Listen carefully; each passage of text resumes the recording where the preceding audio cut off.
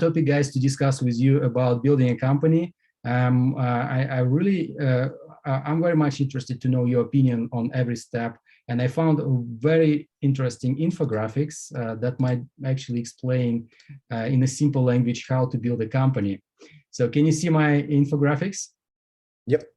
All right, so there are, I found this on Twitter I don't remember exactly the person I picked it from, but I really appreciate for this nice infographics. And the source here are Grass blog and the data source Adiom app. So we appreciate a lot for such a quality infographics, guys. Thank you. And these are the steps that should help every new founder to build a good company and scale it globally. So what do you guys think? What's your thoughts on picking a good co-founder? I built my first company, and actually my company failed badly just because I picked the wrong co-founders.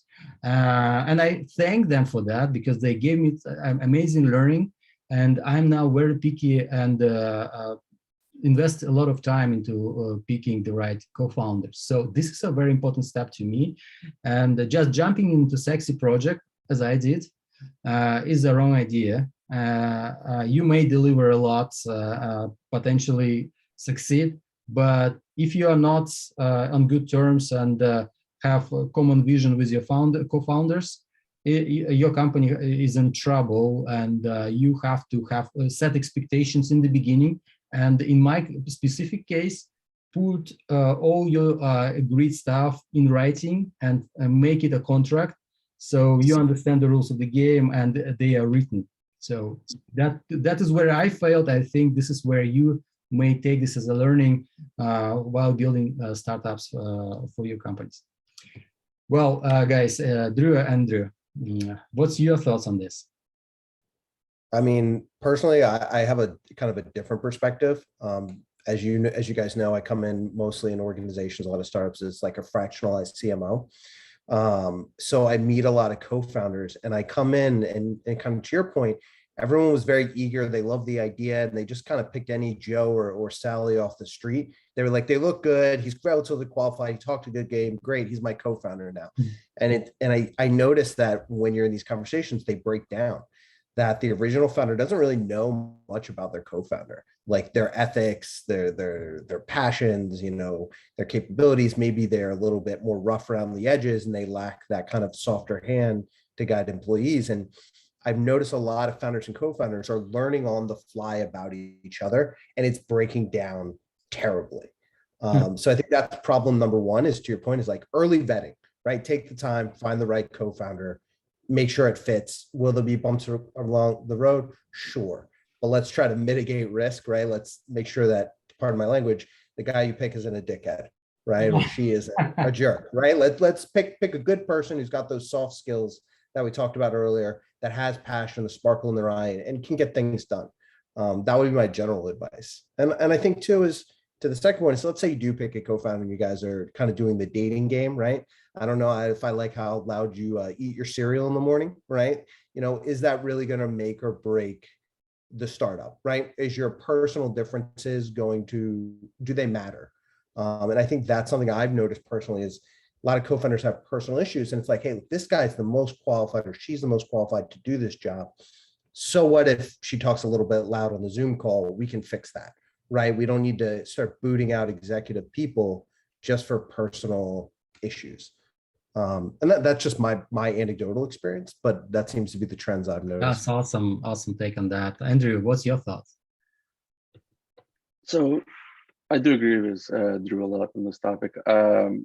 The other option is to be a single founder, and often it's underlooked because when you're raising money or you're trying to apply to YC, you notice that if you don't have a co-founder, you get heavily penalized for it. However, one of the top reasons why startups fail is because of wrong co-founders. And even in Danil's experience, wrong co-founders can actually cripple a startup. I think it's very important to understand why you are getting the co-founder and who the co-founder is, just because even the skill set when you are scaling might not match. For example, a lot of people go and say, well, I need a technical co-founder so I can build the idea I have because my idea is genius. And as long as he can build it, the person who will have to build the first MVP will not be the same person who will help you build a scalable company. Even at Google, the algorithms they created to do search was completely redone a few years after they created it by someone else.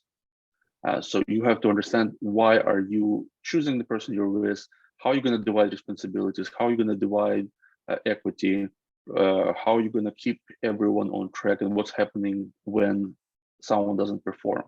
If you discuss those topics up front, and you really start with maybe not marrying a person, but dating a person, like working on a few projects together, seeing if you can actually survive those projects together, it makes more sense. So I would not underestimate starting as a single founder, and then if you find the right co-founder to join your company, great. If you don't, you can keep going and hire people. All right, and I suggest move on to the next one. We have quite substantial amount of topics to discuss, and it might take quite some time. But every of this step is super important while building and launching your company. And here we have a launch fast approach. The importance of this, you of course shouldn't wait too long launching your company. And I really like what the LinkedIn co-founder said when you're launching a company, and when you have an MVP, bring it to the market. And if you brought it when it was sleek and nice and working very well, you probably launched it too long. So it was too late to launch. And if you are not embarrassed, then it's already spent too much time. And what else is important, that you also can show yourself as a founder who is following the market, and you're validating your hypothesis right when this hypothesis has been born. And you are not a creator for the sake of creating. You are creating something to solve someone's problem, and you keep validating this. And the sooner you validate your ideas, and the faster you launch, get feedback, you redo it, and those mistakes help you, give you data to accelerate your growth and win hearts and minds of customers. So, what's your thoughts, guys? Andrew, or do you want me to go first? I can go, it doesn't matter. I think it really goes back to customer development. A lot of people would much rather not talk to the customers until they absolutely have to, and they will do everything in the startup before they talk to the customers. And it's just an excuse not to talk to the customer. They will build the product, they will build the features, they will go collect a lot of data, they will do a lot of things before talking to the customers and asking for the check. That's a reference to launching fast. The other side of it is, you don't want to launch and sell a product that doesn't exist. Back to our Ceranos story in the beginning. I think every product really depends on how long it takes it to launch and build. You can't sell something that will take you decades to build. You can't sell something you don't know how to build, but you also can't push back talking to the customers just because you don't want to do it. So I think it's really going back to customer development. Yeah, I think that's a good point, Andrew. And I think that's a good segue into the next two bullets on this infographic as well. I won't steal anyone's thunder, but I think you're right. I think a lot of founders and startups don't want to evolve the idea. They don't want to have get marketplace intelligence from their customers or what's going on in the space. There's that sort of, I don't want to say like egocentric type celebrity persona that a lot of entrepreneurs are taking on, like, oh, I have the co-founder, I have this amazing idea, it's going to change the world, I'm going to be the next unicorn, right? And they're not really talking to their customer, they're not really looking at the market, and they're like, you know, just building this thing, and it's like it's the Tower of Babylon, right? Like it's going to fall.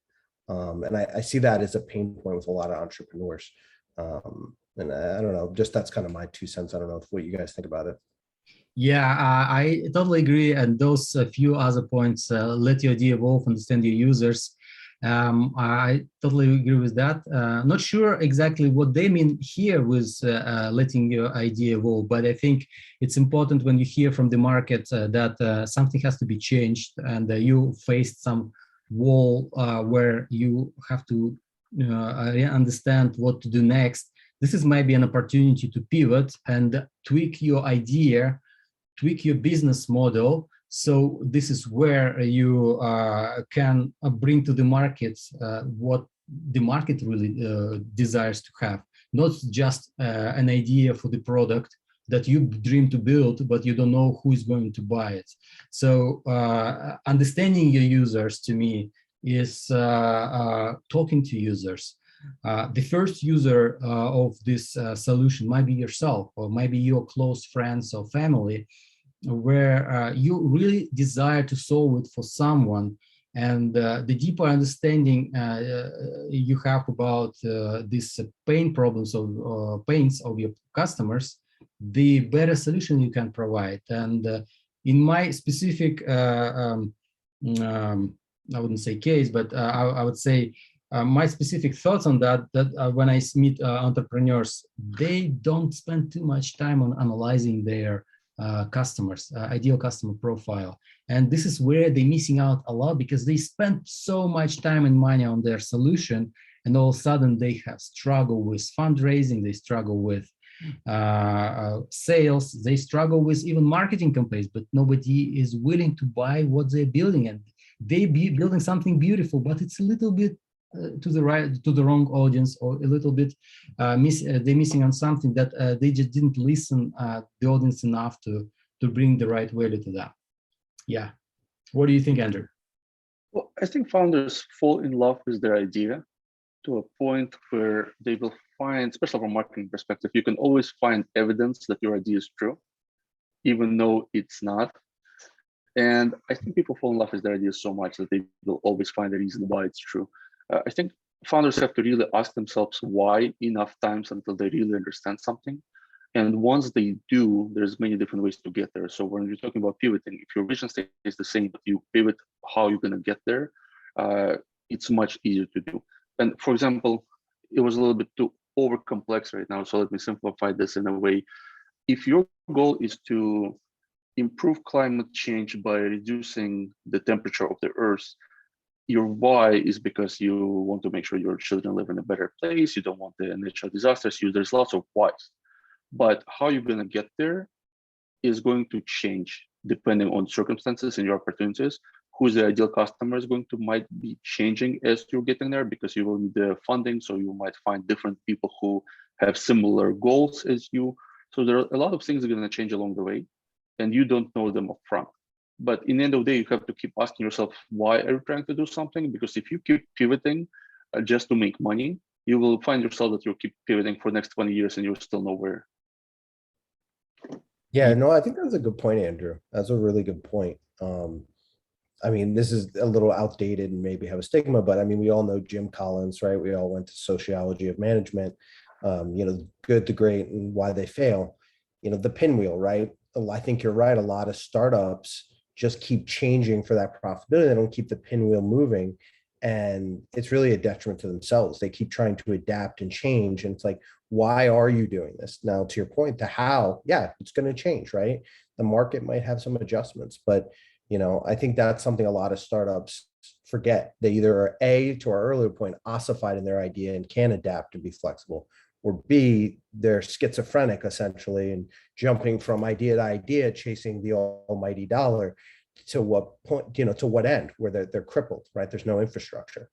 I think that's a really good point that you touched on. So make at least a few users really love you. I think here, this is where you get your first customers that will become your supporters.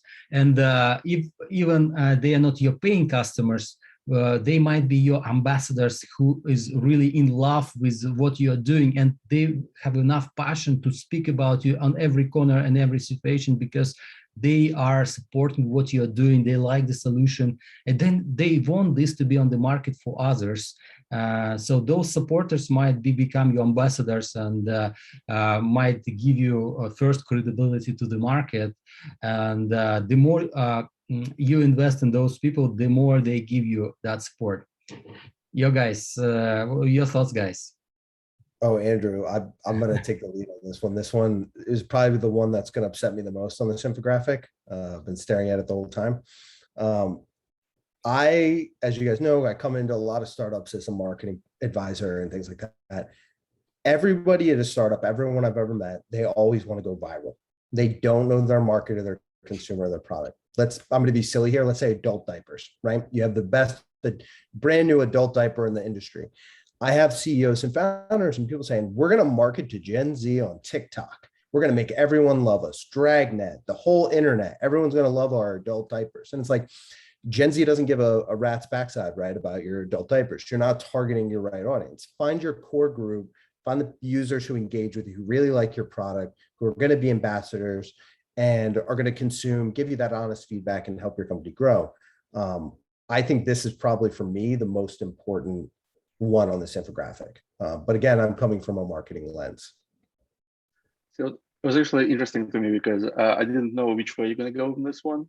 Coming from marketing, it could have been like, oh, you have a sales funnel, so let's put everyone in the sales funnel and see who comes out on the bottom. And then we're going to figure out who actually needs it.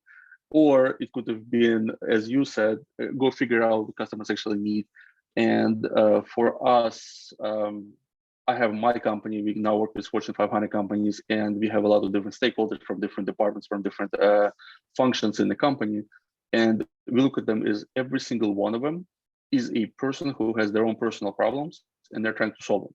So even trying to solve problems within one company, it has to be done on the level of each individual, and they will never tell you up front what the real problem is. You really have to start working with them, and they have to start trusting you that you're there to solve their problem, not to judge them, not to try to sell them something, but actually try to solve their problem. And when you build that relationship where the actually customer believes you're there to help them, they are opening up to you of what the real problem is. And only when you get to a level of actually understand what the problem is and I can actually solve the problem is in the least painful way for you, that's when you can scale to other customers. So spending some time really understanding what the customer pain point is and building that rapport is extremely important. And then trying to find who else has the same problem for you to scale is a much better way to go. Right. I agree 100%.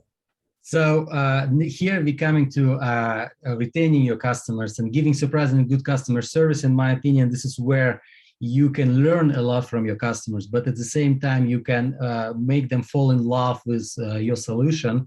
And retaining customers is way cheaper than getting new customers. So you already have a customer base, and focus on those, win their hearts and minds. And I would give an example, for example, of the co-founder of Airbnb, as far as I remember, Brian. He was in the early days, he was on the phone, on customer support phone, and he was answering customer complaints and try to solve customer issues, even dealing with problematic customers having some negative feedback, and he was trying to solve it as the co-founder of the company, so understanding better the customer and bringing the better product for the market based on that feedback. So this is your opportunity to retain your customers. Drew, what do you think on that? No, I definitely agree with you. I think my advice to all entrepreneurs and startups is, for customer service, pretend you're a therapist. That's your job, is to listen, right? How does that make you feel, right? How do you think we can fix that, right? I think that's a really important point, is having those structures of caring about the customer, wanting feedback, hearing their pain points. And that comes back to Andrew's other point, is knowing your customer, right? And making them love you. And I think having buy-in from the executive team into that process is pivotal. And I think that's where you're going to win a customer base, just like Brian from Airbnb. And again, I think that goes to Andrew's really great point earlier, is how do you make them love them? How do you make them believe in you? Well, get on the ground floor with your workers, with your customers, and be part of the conversation. You know what? I actually think Elon Musk, just to kind of circle back to another point, I think he does that pretty well, frankly, at least imagery wise. I don't know if he actually executes on talking to his customers, but I think he does a good job, at least in his marketing and in his talks, of being participatory with his consumer base and making them love him and the company. Yeah. Andrew? Well, honestly, I'm actually surprised to like even bring up the topic from customer service perspective, because if you look at a lot of companies and how they treat their customer experience is so horrible that, especially nowadays, like it's horrific. We just had to reschedule a flight. We called customer support at the airlines and they said the wait time is between 10 and 20 hours. And we're like, I'm supposed to wait on the phone for 20 hours? Sounds reasonable. No, but at our company, I think our VP of customer success will be able to tell you a lot more about this, but we spend an enormous amount of hours not having customer support, we have customer success.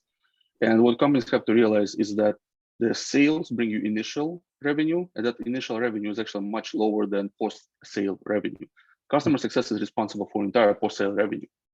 So being able to align with the customers all the way from the sale, make sure that their expectations are met, and then their expectations are exceeding throughout the customer lifetime is incredibly important. And if you're not focused on customer success within your company, people will live. As soon as we went from one-time sale that Oracle used to do to Salesforce approach, where it's software as a service, and you're making most of your money throughout the relationship with the customer, it's now extremely important to have that relationship. And our VP of customer success hates sales. Like, if you ask her, she'll tell you, I absolutely hate sales. And she's responsible for the entire post-sale cycle, which is much, much bigger than our sales cycle. And the reason is we're so aligned with customers' value proposition that sale is very easy. If we deliver the value we promise, they want to expand. They want to improve regions. They want to add brands. They want to do things. If we don't deliver, we have to sell them. We have to promise them something in the future we can't deliver. It's a losing proposition. So again, it has to be part of your company. It has to look at customer success. You have to look at most of your money will come from relationships, and you have to deliver. You have to meet expectations. You have to exceed them. Yeah, and now we're coming to metrics. My question is, what the metrics do you guys suggest to have for the startups? Because according to this point, what you make what you measure. In my opinion, at early stage, there are three main metrics for a startup to track. And those main ones, they may have some like breakdowns in the small metrics. However, the first is how you get your first customers, actually, how you retain your customers, and how you monetize your customers. These are three metrics important for a startup. Of course, then you come to retention rate, to your lifetime value, to your customer acquisition cost. That's all important, but these three are the most important in my opinion. Yeah, guys, I'm very much interested to know what you think. Andrew?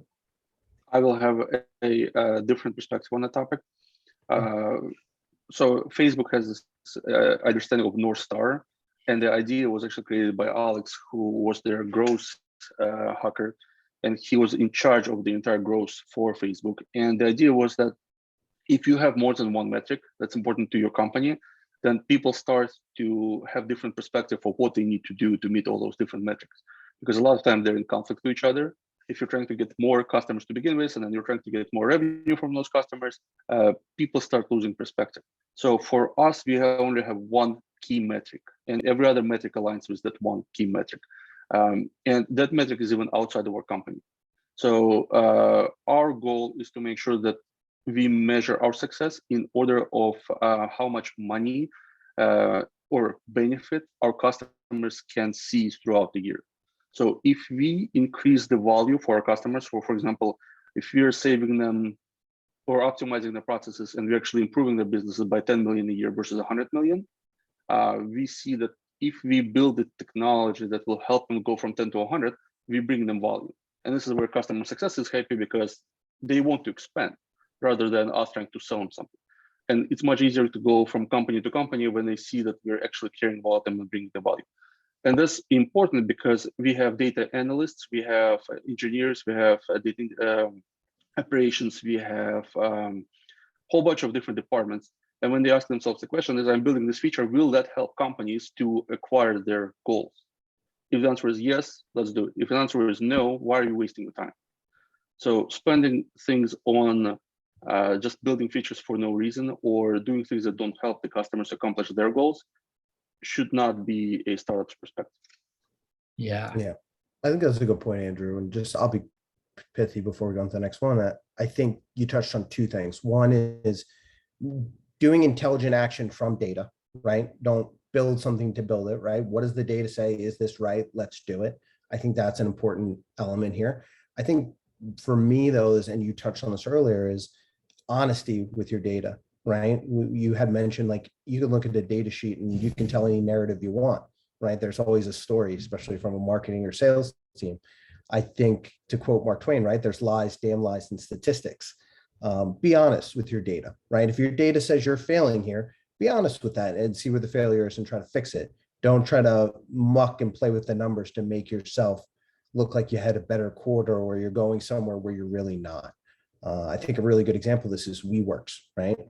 They basically forged their data and documents and their profitability, and look what happened. So just again, I just think, to your point, insightful, actionable stuff from the data and being honest with the data, and don't manipulate it, right? Even if it sounds better. That's the thing, like, we're a data science company, so data is extremely important. It's not like we just chose one metric and we're like, no, we're not going to pay attention to any other data, and we're just going to pay attention to this one metric. No, we're looking at all the data and saying, does this actually help the metric or doesn't it? So for example, revenue. I'm sorry, you cannot build a product that actually solves the problem without having revenue or funding. So ignoring those metrics is going to bankrupt the company. So you can't really ignore all the metrics. You have to understand them. But in the end of the day, when the choice between two different metrics and in a decision is important, you still go to this North Star and saying, will it improve or take us away from the goal? Right. Another example, there's a lot of companies are now investing in sustainability. They're looking at outside metrics and saying, hey, as long as we average out to those numbers, we're good. But they make decisions every single day that take them away from that metric without even realizing.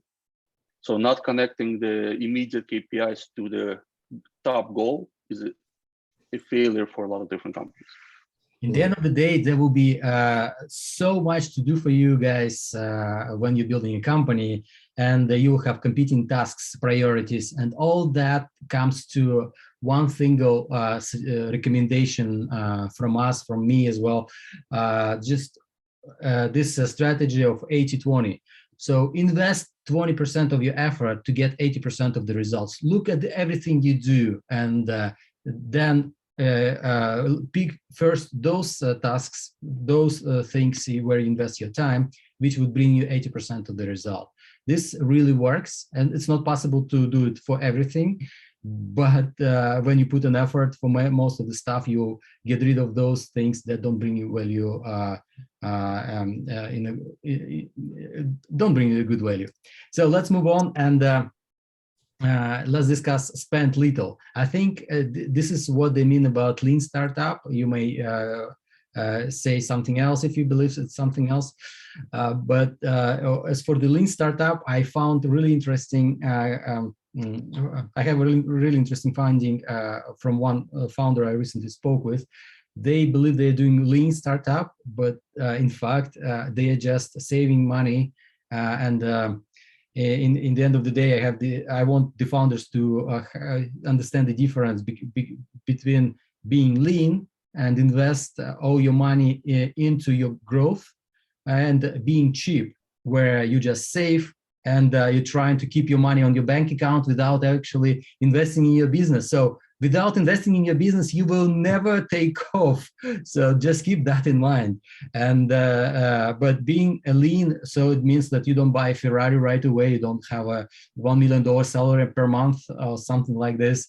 Just it makes a lot of sense. Don't get an expensive office or something that is not worth it for your growth. So what do you guys think on that?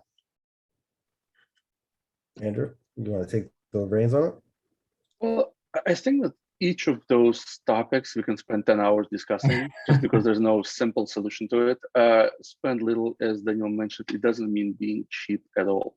So especially from Bruce's perspective, marketing is expensive. You can't reach enough people without spending any money. You can't, like a lot of companies will say, I would viral effect because it's cheap. Well, good luck with that. I think what we really have to pay attention to, even with the get profitable or spend little, is make sure your unit economics work. So if you're going to be selling a car, make sure that you can actually build a car for less than you can sell it, at least in the long term. It's okay if you lose a little bit of money up front, but make sure that unit economics always work for you and your company. Second is, if you are building a product, we're building a platform. If a platform costs, development costs, is 90% of what you expect to generate, and you're not leaving enough for sales and marketing and operations, you're going to go bankrupt just because you'll never be able to scale it.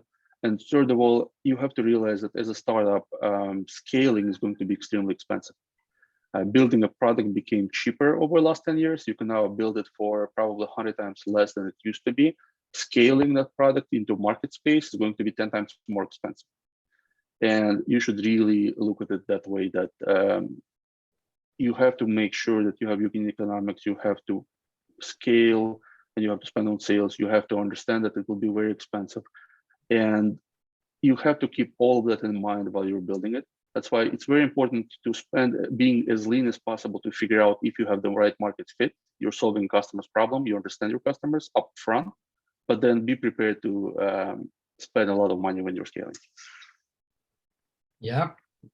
Yeah, I think that's a good point, Andrew. I think, and everyone touched on this, it's frugality is fine, right? But being a miser and pinching the pennies is bad, right? And I think to your point is make intelligent investments within your company, right? Don't just throw a lot of money at paid advertising if you don't know it's going to hit your market, if it's not really going to generate revenue, right? I think that's a really good point, is it's okay to not spend the money right away, but when you do, make sure you've done the data analytics, you've done the research, you've gained the marketplace intelligence, you invested in the right people, and then start shelling out the gold in the right places. I think that's the name of the game here. Yeah, and you do have to have. Go ahead. You do have to have an expertise on hiring. If, for example, salesperson, if the base is 120,000 and you just hire anyone for 120,000 with the base, and you're like, I'm not being cheap, I'm paying a lot of money, and the person doesn't bring you more value because he's not the right person for the job, you're not doing yourself a favor just because you're spending money. If a person is bringing you $1.5 million and you're paying him 250,000 instead of 120, that's fine. Hire 10 of them, hire 100 of them. As long as they bring you a lot more value than you're paying for, you are scaling. So again, always look at value, unit economics, and a lot of things that actually make sense. I'm really grateful to the time we have right now. I mean, with all the bad stuff COVID brought us, it also brought a lot of opportunities, and it is reshaping our mindset. And speaking about lean startup, people are now rethinking of the importance of having an office, and remote work makes it very productive. And I mean, not in the beginning for some people, but they are rethinking the necessity to spend on the office a large amount of money, and they can reinvest into customer acquisition, or maybe increasing salaries for their team, or something else. So they becoming more effective, and the necessity of the office becomes like a question: do we really need to have it at early stage, or maybe even at a later stage? And this comes to another question: get ramen profitable. So I'm not sure what exactly they mean. You may explain me what is that, but this is exactly what you, Andrew, were saying about unit economics, and actually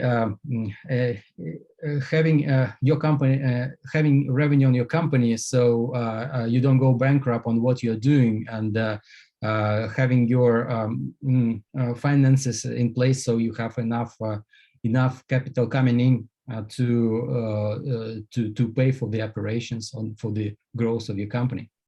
So yeah, who wants to take that? Andrew? I mean, I think we touched on it pretty strongly, but go ahead, Andrew. Yeah, I mean, in the end of the day, what it means is make sure you make enough to pay yourself, or at least to be able to buy yourself dinner and pay rent. But in the end of the day, it just goes back to the last point: don't die.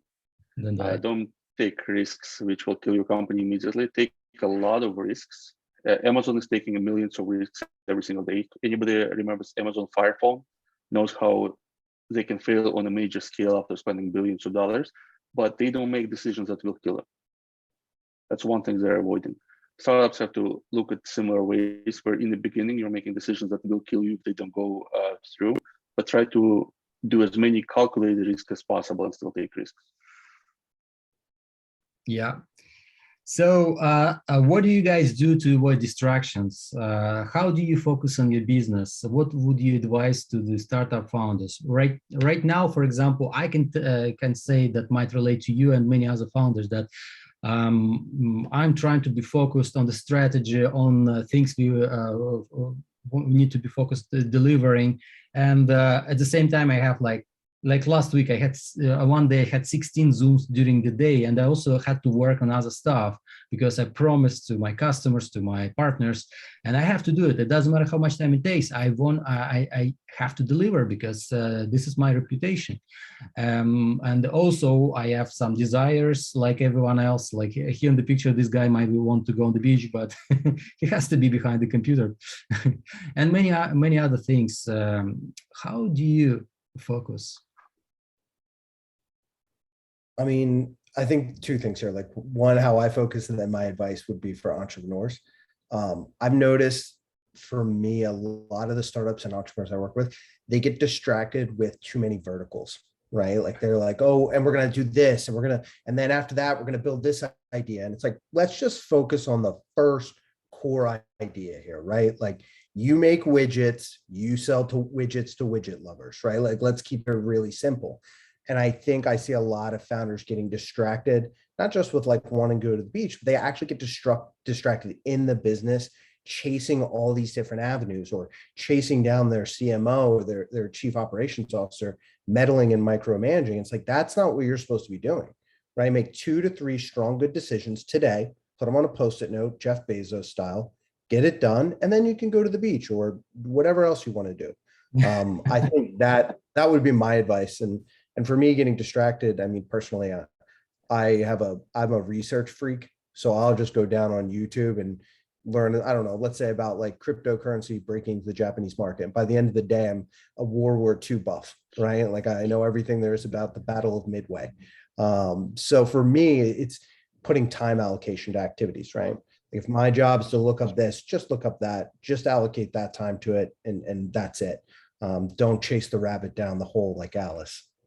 Yeah, and go to the beach if you're living close to the beach. Yeah, there you go. If you're not, so find something else to go to. Yeah, Andrew? Yeah, I mean, there are 2 parts to it, and I think Drew brought up the most important one is a lot of times when people say avoid distractions and there's a picture of a beach, people think it's about work-life balance. How do you balance the two? I haven't met too many successful founders who are able to balance the two. Usually they just don't have one. The most successful one is when you're able to focus on what you're doing. So if you're spending time with the family, focus on the family. And when you're at work, focus on the work. That's the only advice I can give on a work-life balance. But for most entrepreneurs, it's not going to be the issue that you're not spending enough time with the family. It's going to be that you are, as Drew said, chasing 20 different ways that excite you. And you are not focused on what actually moves the needle for your company. You are just doing things for the sake of doing. It's very easy to plan 100 different things every single day and think you're busy, and you are busy, but is it moving your company forward? Is it moving you closer to your mission? Just like I said in the beginning, when you're pivoting, you can pivot 100 different ways, but is each pivot moving you closer to the mission you're trying to accomplish? If yes, then it's a good way to stay busy. If no, it's okay, but it's also okay just to stare in the window. So don't always think that you need to be working 24/7. It's okay to go on YouTube and learn about World War II or something else, because it gives you different perspective. It broadens your ability to think from different perspectives. But as Drew mentioned, you probably should have a time limit. If you have an important deadline by tomorrow, you have to send out a investor deck or something else, and instead you spend 8 hours doing something unrelated to it, then you have a problem. And every startup is coming to a moment when they started growing, they get customers, they get revenue, but all of a sudden it comes with a cost of lots of paperwork, lots of duties to do, lots of promises to deliver. Well, for example, my messengers, they like blow up every day. I sometimes don't have enough time just to respond to my emails or my messages, though I give so much importance to this because it's just important to be in touch and respond on time. So what's your take on having this growth problem when you have so much attention from the market, from regulators, from taxation, and any other thing? My take is that start preparing in the beginning. For example, if you're planning to pay taxes next year, start thinking of how to organize your paperwork in the beginning. So put in the right folder, in the right email. So don't make a mess in the beginning. Just be structured in the beginning. So it will help you once you have to report something or so. How do you, Andrew, do this? How do you deal with that when you are facing lots of workloads and paperwork and stuff? Look, a friend of mine said very well, when you're a startup founder, you're pretty much managing chaos at all times. There are a billion different things that you have to do. There are a billion things that will happen that you're not prepared for. Trying to organize everything up front is insanely hard because it's overwhelming. There's about a billion things you have to do. If you try to do all of them at the same time in the right order, it's going to kill you. Going back to the point, don't die. So look at urgency is what happens if I don't do something? If I don't do something and it's okay, I will wait. Like, it doesn't matter in the end of the day. If I have to do something and we're going to have a whole bunch of different problems, if I don't do it, then I have to focus on it. So it's really about, can I delegate this? Can I, do I have to do it immediately? Does it move me towards my mission and goals that we are having? And just trying to focus on things that we are in front of. For example, I've noticed that on this call, I'm not sure how long it's been, but none of us were checking our phones and emails, even though we probably received a bunch of them. Yeah. So just focusing on the task you have in front of you, make sure you do it to the best of your abilities, and then as soon as you're done, go and focus on something else that's urgent and important. Well, I last week I had like about 100 unanswered messages from different people, and in multiple messengers. And so I put an effort. Okay, I got a response. So I responded to everyone. But these people, they respond back to me. So sometimes with more messages that I had before, like, come on. Yeah. Well, I think the other 2 points is don't make assumptions and don't take anything personally. Yeah. I mean, if you're assuming that someone's ignoring you, or you take it personally, he is ignoring me, that might not be true. Most of the time, the founders are so busy that it's not that you're not a priority, it's just something is more urgent for them at the moment. Yeah. So if they don't respond, don't take it personally, send them a message again. Persistency is a good thing. And again, unless you're annoying someone, they will probably not hold it against you. And at the same time, it comes to a culture of how to communicate with people, with your team. I think it's important that you give an answer of understanding what else they might ask. So you are putting possible another request, and so you prevent another message, another way of communicating. So it's one thing, and the other is it's a good way to build a culture within your company and in your network. Instead of texting one message in three to five different messages, just put it in one single message so you don't overwhelm people with bring. And it's really annoying sometimes, and it's distracting for the founders, and it might be the last thing they want to see because they have this guy probably gave me so much information, I'll take a look later, just too much to think of. Yeah. So, Drew, what do you think about being overwhelmed with stuff? Yeah, I think, Andrew, and you made some good points, and I have some similar pain points as you guys do, is I think my advice for any professional, but especially entrepreneurs, is owning your time, right? Like if you're doing a task, don't pick up your phone, don't deal with it. Put your heart and soul into the one thing you're focused on right now, because chances are it's probably important. And I think Andrew's right there. For me personally, like, I mean, you guys know this, I get up at like 4:30 in the morning, but no one's allowed to talk to me from 4:30 to 5:30. That's my coffee time. I have my, my cigarette that I'm not supposed to have. I read the news, right? That's my special time. Now, am I productive in that time? Yes, but I honor that time and I don't communicate. I think having those routines is important for any professional, but especially startups. Is if you're going to do family time from 6 to 7 and have dinner, that's family time, right? Put the phone in the drawer. Nothing's important. I think having that distinction helps you not get burnt out or overwhelmed, and B, gives you a sense, kind of circling back to that work-life balance. Yeah. Just, Go ahead. I think it's very important to just notice what Drew just said. He has a special hour for himself, but you have to keep in mind, you have to sacrifice. He gets up at 4:30 in the morning to have that hour. Yeah. It's not like I am showing up at 9 and I'm like, hey guys, I'm in the office, but I'm gonna have a special hour to myself, so don't talk to me for the next hour. No, he wakes up at 4:30 in the morning, has an hour before everyone else wakes up. And if he doesn't respond to emails till 5:30 in the morning, no one expects him to. I mean, they just assume he's sleeping. Right. So there's a lot of sacrifice that comes, and for a lot of founders in the beginning, at least, a lot of sacrifice comes with sleep, it comes with health, and it comes with a whole bunch of other issues. We don't love to discuss that, but you have to keep in mind that it's not an easy lifestyle. Yeah, there is a cost coming, and I would like to finish with don't give up, because don't die is clear. Like I mean, it's more or less a good recommendation, but don't give up.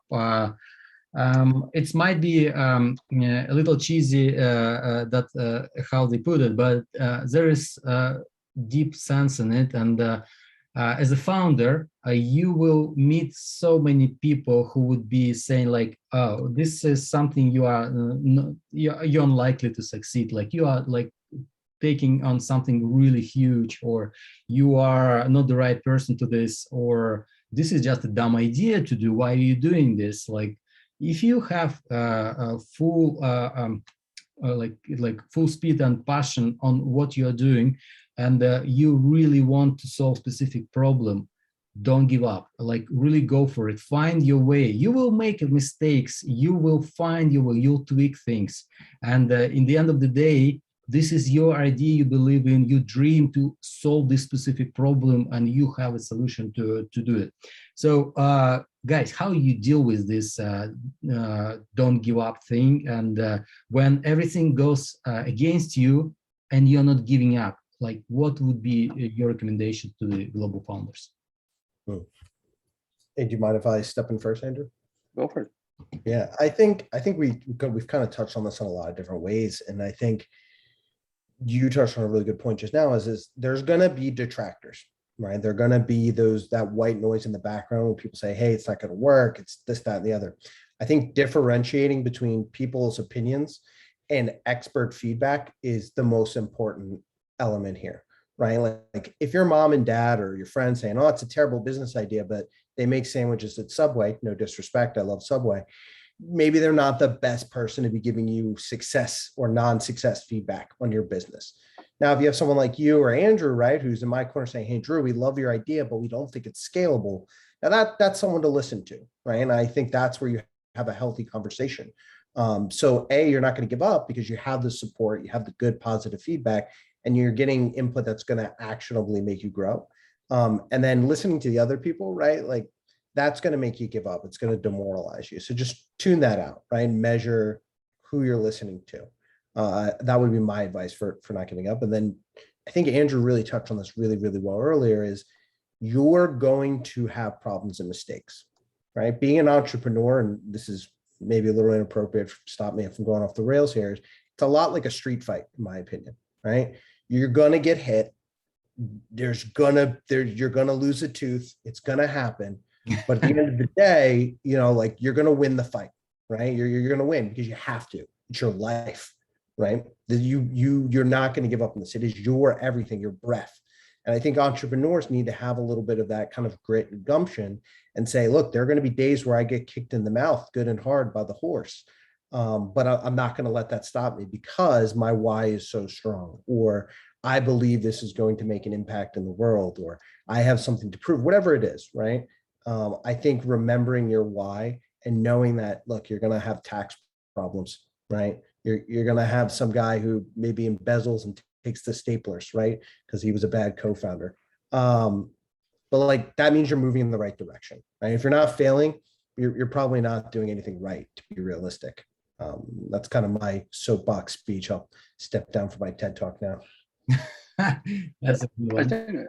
I think I agree a lot with Drew, but I think that entrepreneurship became so celebratory nowadays that a lot of people, or at least their ideas, should die and they should give up on them. So just because there's so many quotes that you should not give up, you should not get demoralized, you should not die.